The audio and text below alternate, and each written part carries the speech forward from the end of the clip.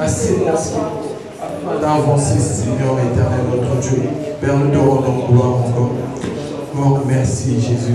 Sois loué, sois béni. Que toute la gloire te revienne au nom de Jésus.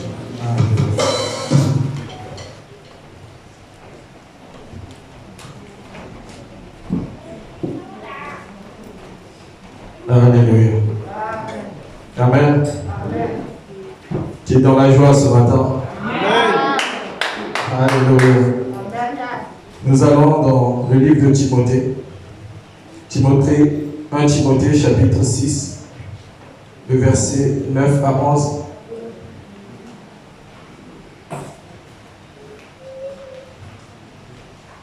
« 1 Timothée chapitre 6, le verset 9 à 11 nous dit: mais ceux qui veulent s'enrichir tombent dans la tentation, dans le piège et dans beaucoup de désirs insensés et pernicieux qui prolongent les hommes dans la ruine et dans la perdition. » Le verset 10 nous dit: car l'amour de l'argent est une racine de tous les maux. Quelques-uns ont été possédés, se sont égarés loin de la foi, se sont jetés eux-mêmes dans des biens tourments. Amen. Amen. Et 1 et 2 Timothée, juste en tournant la page.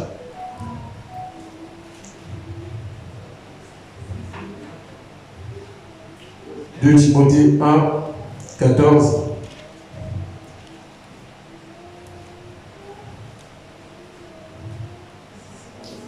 Amen. Amen. 2 Timothée 1, 14 qui nous dit: garde le bon dépôt par le Saint-Esprit qui habite en nous. Amen. Amen. Et pour finir, Apocalypse 14, le verset 12, qui dit: c'est ici la persévérance des saints qui ont gardé la foi en Jésus-Christ et qui ont gardé ses commandements. Amen. Amen. Au premier chapitre que j'ai lu de Timothée, au chapitre 6, nous voyons par là, c'est le Père dans la foi qui est l'apôtre Paul qui fortifie son fils Timothée, qui lui dit de garder le bon dépôt, de ne pas se détourner de tout ce qu'il a reçu jusqu'ici, de marcher fidèlement ce qui est écrit dans la parole de Dieu, de ne pas se livrer à l'amour de l'argent, de ne pas vouloir s'enrichir comme certains commençaient à le faire à ce moment-là. Amen. J'aimerais que tu dises à ton frère qui est à côté de toi de garder le dépôt.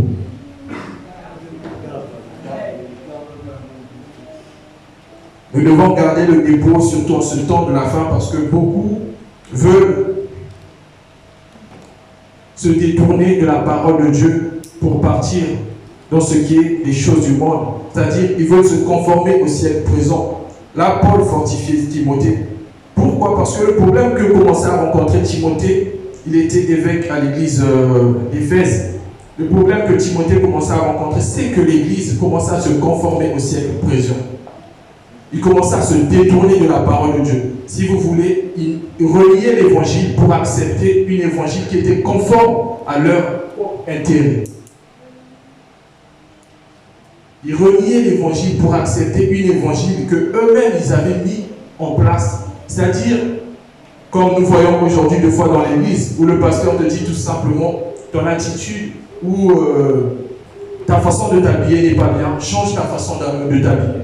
Tu vas dire, tu ne jugeras pas.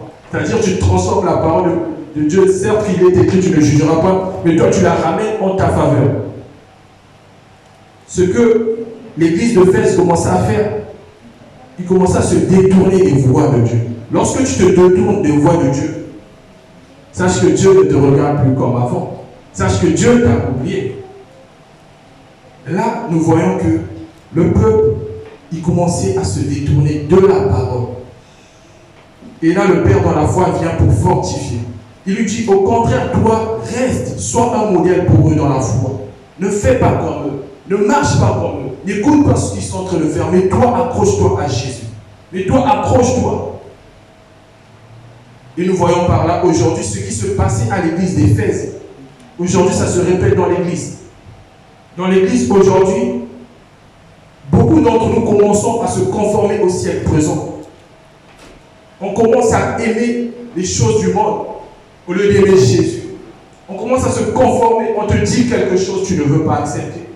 On te dit quelque chose, tu veux bouder. On te dit quelque chose, tu veux regarder vers toi. L'obéissance vaut mieux que les sacrifices. Tu penses te sacrifier, mais alors que tu n'obéis pas. Dieu demande d'avoir l'obéissance. Là, Timothée rencontre un problème. Paul lui dit, garde le bon dépôt par le Saint-Esprit. Vous savez, il arrivera toujours un moment, avant toute chose, nous sommes des hommes. Il arrivera un moment où tu auras l'impression que tout ne semble pas marcher. Ce que tu es en train de faire ne semble pas marcher. Il faut savoir se remettre en question. Un enfant de Dieu qui ne sait pas se remettre en question, qui a toujours raison, est un insensé. Pourquoi? Parce qu'on te parle, on te donne des conseils, mais tu ne veux jamais l'écouter. Vous savez, au départ, quand j'ai commencé dans l'église, puis j'ai avancé, il y a des fois des choses qu'on me disait, je boudais. Jack Marius, il était moi-même au groupe de louange, je boudais. Mais ce n'est pas ce que Dieu veut. Dieu veut que nous nous soumettons à l'autorité qu'il y a. L'Église commençait à s'enrichir, commençait à se conformer à tout ce qui n'est pas de la volonté de Dieu. Là, Timothée leur enseignait l'évangile qu'il avait reçu du Père, qui était Paul. Mais l'Église ne voulait pas recevoir la parole de Dieu. C'est le même que nous voyons avec Jésus. On dit que la parole est arrivée chez les siens, ils ne l'ont pas reçue.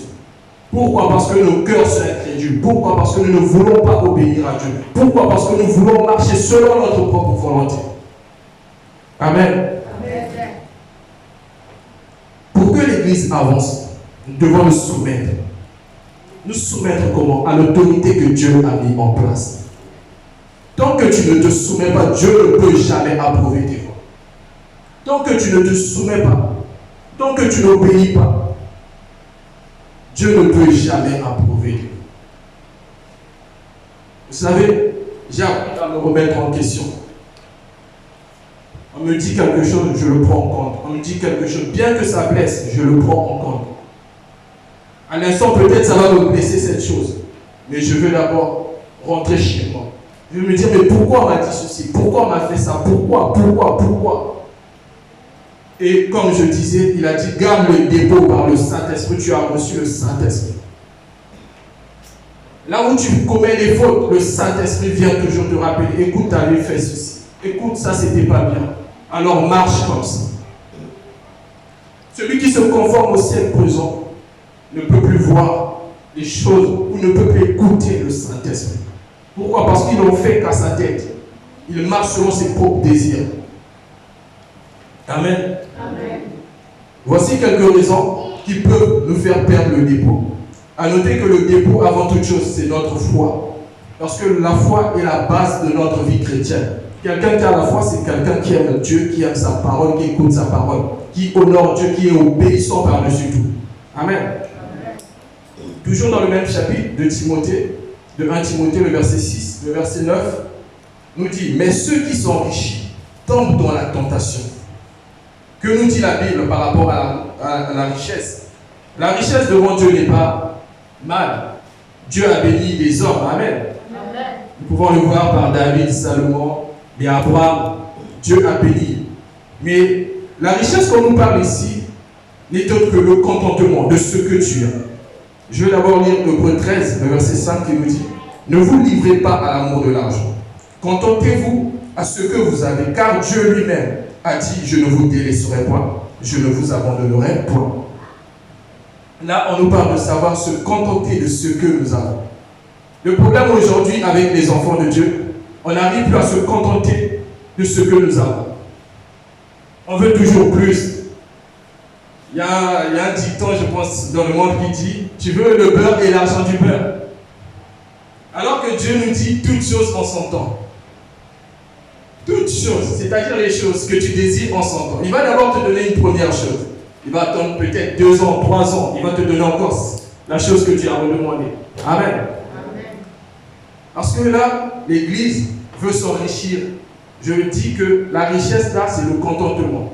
Si tu sais te contenter de ce que tu as, de ce que Dieu t'a donné, Dieu ne peut que rajouter. J'entends pas les amis. Si tu sais te contenter de ce que tu as, Dieu ne fera que ajouter. Mais quelqu'un qui méprise ce que Dieu l'a donné, comme je disais, c'est un insensé. Il ne reconnaît même pas la grâce de Dieu dans sa vie. Amen. Amen. Je me souviens, il n'y a pas très longtemps, je disais à ma femme, je disais, chérie, il faut que tu aies le permis, comme ça on va payer aussi une nouvelle voiture. Moi, ma motivation, c'était juste une nouvelle voiture. Mais le Seigneur m'a fait comprendre, tu as déjà quelque chose. Pourquoi veux-tu d'abord encore la même chose? Amen. Amen. Et dans la même pensée que je recevais, ça me disait, contente-toi de ce que tu as. Ne cherche pas à t'enrichir plus, ne cherche pas à montrer. Reste tel que tu es. Lorsque Dieu te donne, sachons dire merci. L'Église, sachons remercier le Seigneur pour tout ce qu'il nous donne. On nous dit qu'il est fidèle et juste. Il n'oublie aucun de ses bienfaits dans nos vies. Mais tant que tu ne sais pas te contenter de ce que Dieu te donne, tu ne verras aussi ce que tu désires. Il faut te contenter de ce que Dieu te donne pour que tu vois, pour que tu aies ce que Dieu te donne. Si tu prêches la parole de Dieu, continue à prêcher. Si tu exhortes, continue à exhorter. Si tu joues au synthé, continue à jouer. Si tu chantes, si tu parlais que l'église, reste là où tu es. Je dis, garde le dépôt ce matin. Reste là où tu es, ne change pas ta façon de faire. Tant que tu n'obéis pas, tant que tu ne restes pas dans la voie de Dieu, tu veux changer ta façon de faire, cela ne marche pas. Mais reste là où Dieu t'a mis. Amen. Amen. Vous voyez le djembé qui est au bout là-bas à côté de la guitare, le tam-tam qui est là-bas. Quand j'ai commencé dans l'église, j'ai commencé à jouer ça.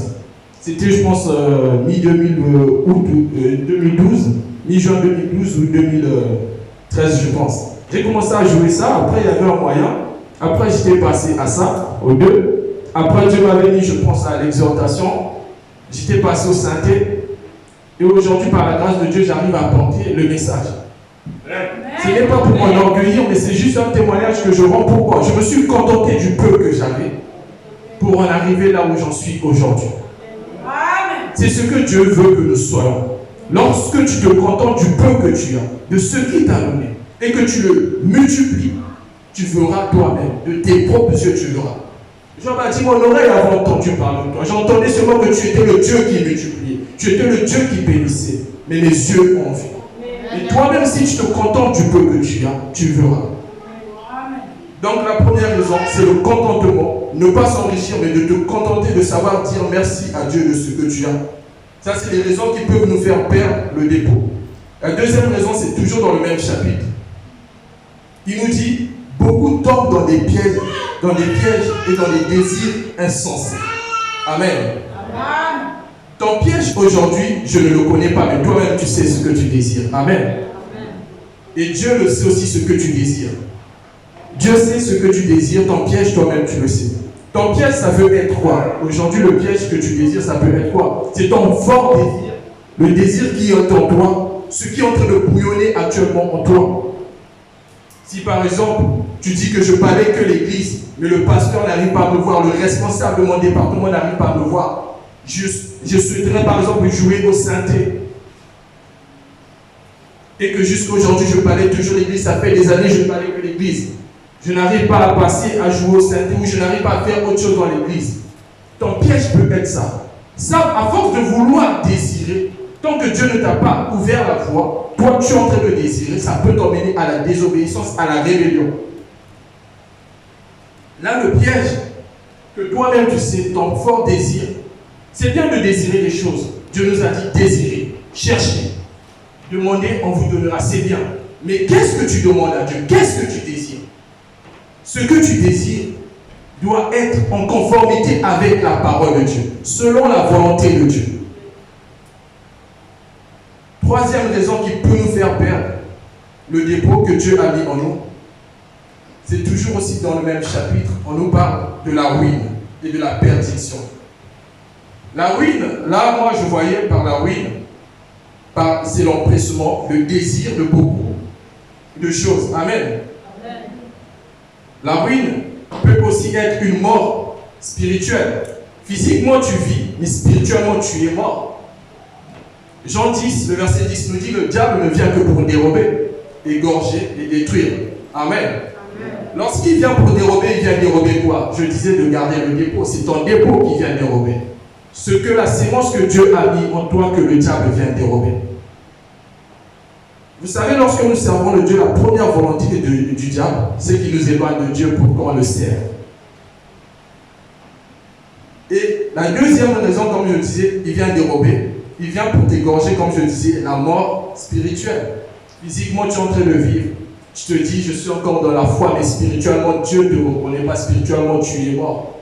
Spirituellement, tes œuvres n'aboutissent pas.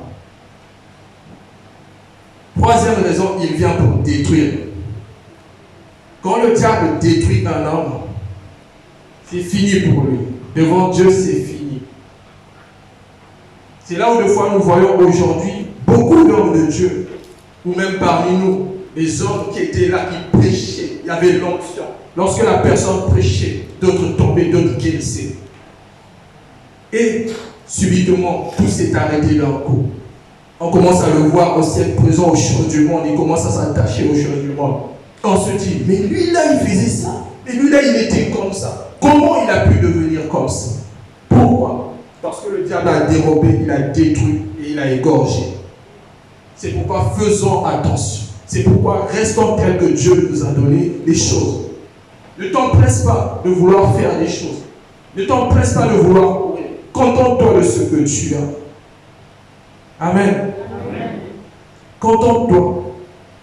Beaucoup se sont mis à ces choses-là aujourd'hui. J'en suis sûr qu'ils regrettent. Encore dans la semaine, par rapport au message, nous avons lancé le groupe des jeunes, un concept pour édifier tout simplement nos frères dans la foi, ainsi que ceux qui ne connaissent pas. Le frère Naël, par rapport à son message qu'il a donné, c'était touchant. J'ai vu un de mes cousins qui est venu dire, il a dit, je n'abandonne rien. Dans son message, il disait, abandonne tout entre les mains de Dieu. Laisse Dieu te guider, laisse Dieu te tailler. Il est venu dire dans un commentaire, je n'abandonne rien parce que ce Jésus est un escroc. Vous voyez ce que Dieu fait, ce que le diable fait, excusez-moi, auprès des hommes. Le message l'a tellement touché. Il vient pour dire quelque chose. Oh, je n'abandonne rien, je ne veux rien. Quand le frère m'a envoyé, j'ai vu quelqu'un qui porte ton nom de famille. Est-il de ta famille? J'ai fait oui. J'ai dit, écoute, ce commentaire ne doit pas te faire mal, c'est normal. Parce que ton message, sache que l'a touché. Et pour cela, il n'a pas voulu au fait s'abandonner. C'est pour ça, hier à l'intercession, j'avais donné un sujet de prier pour son cœur. Que ce qu'il pense de Dieu change, qu'il rencontre ce Dieu-là. Amen. Maintenant, voici les raisons de comment garder le dépôt. Nous avons vu tout à l'heure les raisons qui peuvent nous faire le dépôt. Il y en a plusieurs.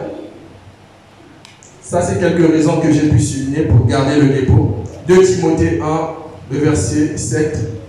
2 Timothée 1, le verset 7. Ce n'est pas un esprit de timidité que Dieu nous a donné, mais un esprit de force, d'amour et de sagesse. Dis force, amour et sagesse. Le Saint-Esprit joue un rôle très important dans le cadre du maintien de notre dépôt. Amen. Le rôle que le Saint-Esprit joue, il nous donne 3 éléments essentiels pour marcher dans notre foi. 3 éléments essentiels pour continuer à persévérer. Apocalypse, on a lu le chapitre 14, disait, c'est ici la persévérance des saints, qui gardent leur commandement en Jésus-Christ. Les 3 éléments que le Saint-Esprit nous donne nous permettent d'avancer dans notre marche quotidienne, dans notre marche chrétienne, dans notre marche avec Dieu, pour garder le bon dépôt, pour garder notre foi. On commence par la force. La force qu'il nous donne, c'est quoi cette force? C'est la force, comme je disais, de marcher, de tenir ferme dans les épreuves. De tenir ferme dans les épreuves. Une fois, 2 fois, quand on est dans les épreuves, on crie au Seigneur. Pourtant, le Seigneur a la capacité de venir nous sortir de cette épreuve. Mais il ne vient pas nous sortir de l'épreuve, il vient pour nous fortifier. Il vient pour dire, prends courage, je suis avec toi. Pourquoi? Parce que Dieu veut que tu sors, que tu persévères, que tu sors vainqueur de cette épreuve. La force que le Saint-Esprit nous accorde, c'est cette force-là, le marcher. Par exemple, frères et sœurs, prenons la canicule qu'il y a dehors, mais tu es arrivé ici. Ce n'est ni par ta force, Et c'est par le Saint-Esprit que tu es arrivé ici. Tu as dit, je veux persévérer, je veux y arriver. Et tu es arrivé ici. Je vous donne quelques versets que vous lirez à la maison. Ésaïe 41, 10. Ésaïe 41, 10. Philippiens 4, 13. Puis Psaume 18, 1 à 3. 2 Corinthiens 12, le verset 9. Amen. Je reprends. Ésaïe 41, 10. Philippiens 4, 13. Puis Psaume 18, 1 à 3. 2 Corinthiens 12, 9. Le deuxième élément que le Saint-Esprit nous donne, c'est l'amour. Il nous donne la force, l'amour. C'est quoi cet amour-là? Cet amour, l'amour d'aimer d'abord Dieu, avant toute chose. Celui qui aime Dieu ne peut que être obéissant, ne peut que se soumettre, ne peut que marcher avec Dieu. L'amour de l'œuvre, l'amour de savoir avancer. Vous savez, tout ce que les hommes de Dieu ont connu, même si nous demandons à pasteur, par rapport à tout ce que vous avez connu dans votre marche chrétienne, qu'est-ce qui vous fait maintenir là où vous êtes? Et vous dira, c'est l'amour. Parce que lorsque tu as l'amour de Dieu, tu ne peux que persévérer. Tu verras les épreuves, tu auras des coups, tu verras plein de choses, mais tu ne feras que persévérer. Parmi nous, deux fois, il y a des indifférents, on ne peut pas le cacher. Deux fois, tu dis, j'irai pas à l'église, parce que tu t'es pris la tête avec ton frère. Mais demain, tu viens encore. Qu'est-ce qui te fait pousser à venir? C'est l'amour de Dieu. L'amour de Dieu, c'est ça qui nous fait avancer. L'église a besoin de vivre dans l'amour pour avancer. C'est pourquoi la Bible dit, d'où viennent les querelles parmi vous?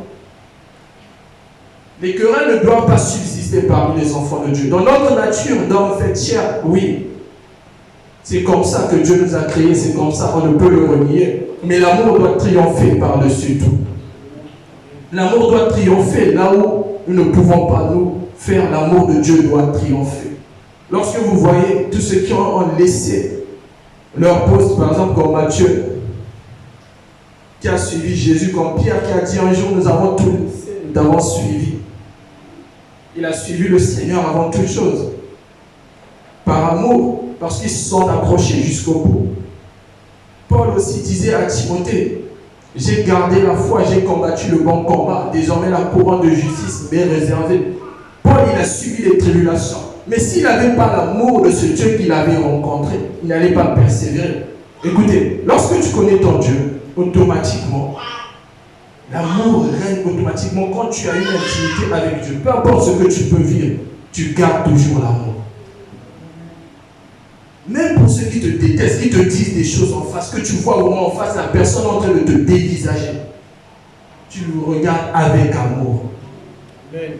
Dieu disait, lorsqu'il approuve les voies du juste, il dispose favorablement, même au regard de ses ennemis, même tes ennemis.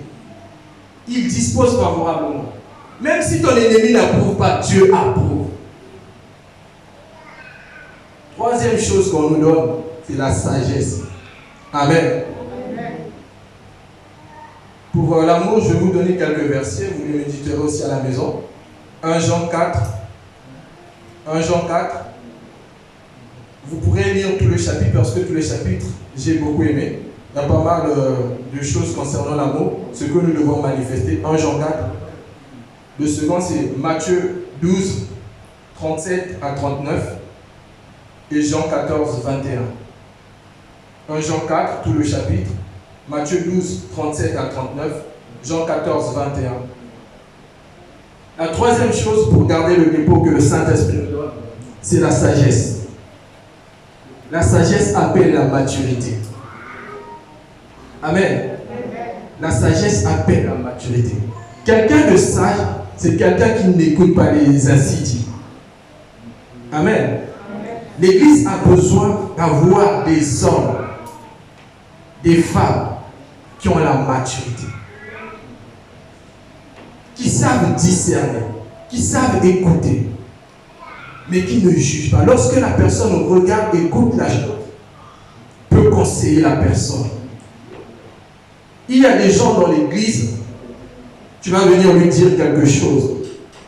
Tu vas dire, ah tu sais, un tel m'a fait ci, m'a fait ça. l'autre aussi, il est toujours comme ça. Non.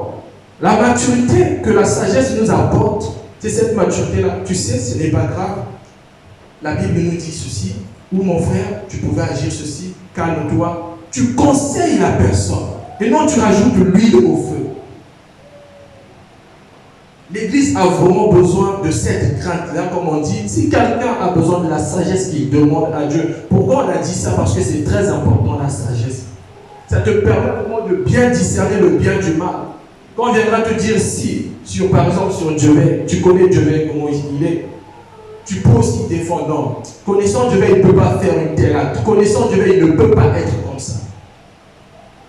Tu peux défendre ton frère, tu peux défendre ta soeur. Et non rajouter lui le feu, détruire. C'est pourquoi nous devons garder la sagesse. Ces trois éléments sont essentiels pour notre marche chrétienne, pour avancer: la force, l'amour, la sagesse. Aujourd'hui, vraiment, l'Église a besoin de tous ces éléments. Toi qui es en train de perdre le dépôt, toi qui es en train de chercher tes propres désirs, toi qui es en train de te conformer au siècle présent, toi qui es en train de chercher je ne sais quoi, Dieu aujourd'hui te dit: garde le bon dépôt. Garde le bon dépôt. Ne regarde ni à gauche, ne promets ni des regards inquiets, mais garde le bon dépôt. Même si, comme je disais, le responsable ne s'en souvient pas de tes efforts, même si le pasteur ne voit pas, même si le frère ou la sœur ne voit pas, celui qui est fidèle et juste se souviendra de toi au dernier jour. Vous savez, les récompenses des hommes sont bien. Je ne peux pas le renier. Il y a des hommes qui nous font de fois du bien, mais sont passagères. Mais il y a une récompense que le Seigneur nous donnera au dernier jour. Elle est éternelle, celle-là. Amen. Et Dieu te récompense toujours aussi en secret. Tu ne le vois peut-être pas, sache que Dieu te récompense toujours en secret. Amen. Pour les efforts que tu fournis, tu dis que le pasteur ne voit pas, le responsable, les frères et sœurs ne voient pas. Dieu te récompense. C'est là où, des fois, tu vois, on m'a béni là-bas. Mais qui t'a béni? Celui qui t'a béni, c'est Dieu. Amen. Amen. Amen. Pour finir, dis encore à ton frère: garde le bon dépôt. Éternel notre Dieu, nous voulons te dire encore merci. Merci parce que tu es fidèle. Merci parce que tu es vivant. Merci parce que tu es glorieux. Merci parce que tu viens encore nous parler, Seigneur. Et que ta parole demeure dans mon cœur. Que je ne regarde ni à droite ni à gauche, mais que je m'accroche à toi. Mais que je marche avec toi. Mais que le Saint-Esprit nous remplisse. Que le Saint-Esprit nous utilise puissamment. Oh, que la sagesse règne. Que la force règne de persévérer. Que l'amour de Dieu demeure en nous, éternel notre Dieu. Père, nous te bénissons pour tous nos frères et sœurs qui sont encore en train d'hésiter, qui se disent encore: je suis toujours au même endroit. Père, apporte-leur la paix, apporte-leur la joie de continuer à faire ce qu'ils font en ce moment. Éternel, nous te rendons toute la gloire. Merci parce que tu es Dieu. Merci parce que tu es vivant. Que toute la gloire te revienne au nom de Jésus. Il a promis d'être avec nous.